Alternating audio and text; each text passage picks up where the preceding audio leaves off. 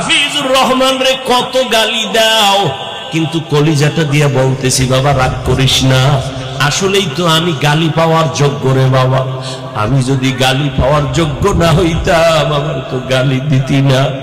আমি আসলেই তো একটা অযোগ্য বান্দা। এই চেয়ারে বসার মতো আল্লাহর কসম আমার মধ্যে কোনো ইলমের গন্ধ নাই, আমলের কোনো গন্ধ নাই। মাঝে মাঝে একা একা ভাবি যে আল্লাহ করে চেয়ারে কেন বসাইছে।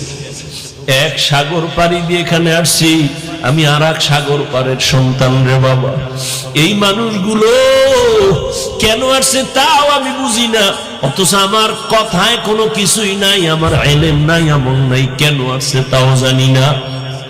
আল্লাহর কাছে এখন শুধু একটাই দোয়া করি, মালিক তুমি আমার সম্মানের জায়গায় বসাইছো, গুনার কারণে ফালাইয়া দিও না রে আল্লাহ।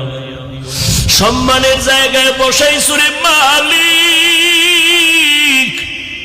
গুনাহের কারণে তুমি ফালাইয়া দিও না।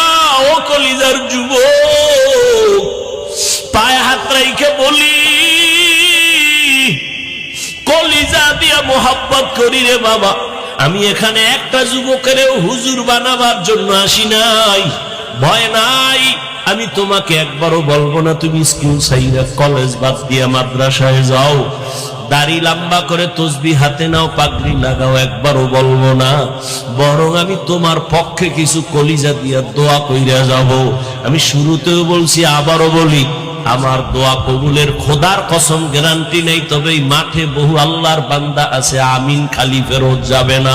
আর এটা রসুলের কথা, একজন আর আমিন যদি মজলিসে কবুল হয় সবারটাই কবুল হয়ে যাবে। ও আমার কলিজার যুবক, ভালো করে স্মরণ রাখিস, আমার আল্লাহ কত দয়ার মালিক।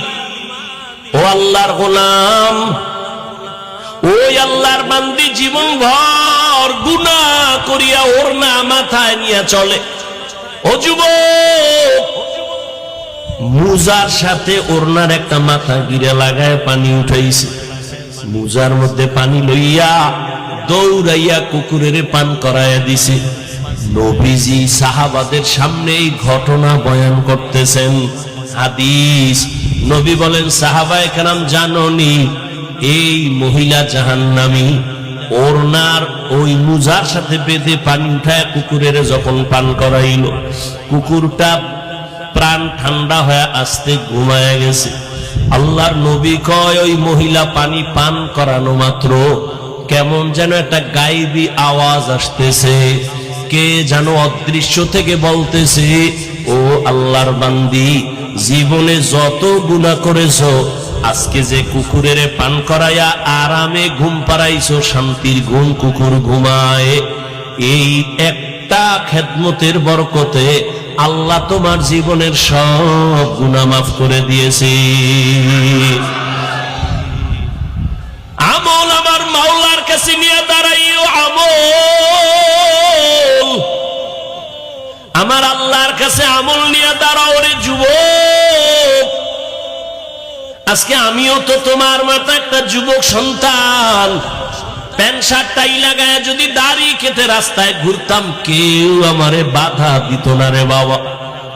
এই টুপির কারণে মাথা গরম, দাড়ির কারণে যৌবনের ভাব চলে যায়, জামার কারণে শরীর গরম, সব বুঝি, তারপরও কেন ফালাই না।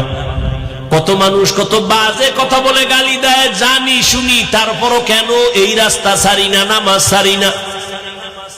ও যুবক, তোমার মতো যুবক তাকায় দেখো, জীবনে মাদ্রাসায় পড়ে নাই, স্কুলে পড়ে, জেনারেল লাইনে তাইকা নামাজ ছাড়ে না। সত্য কথা স্বীকার করো, আছে না নাই? তোমার বিবেকের জিজ্ঞাসা করো, তুমি কেন পারো না? তোমার মতো যুবক রাস্তায় গাড়ি চালায়, ড্রাইভার, আজান হয়ে গেছে, নামাজে হাজির, বলো তুমি কেন পারো না রে বাবা? তোমার মতো যুবক ময়দানে কৃষি কাজ করে, নামাজ ছাড়ে না, গামছা বিছাইয়া নামাজ পড়া ফেলাইছে, তুমি কেন পারো না? নদীর মধ্যে মাছ ধরে তোমার আমার মতো কত বান্দা জীবনে মাদ্রাসায় পড়ে নাই, কিন্তু নামাজ ছাড়ে না। তোমার মতো যুবক আছে কিছু, মনে চায় আমার রুমাল দিয়ে ওর পাও মোছায় দেই, কারণ এত ভালো।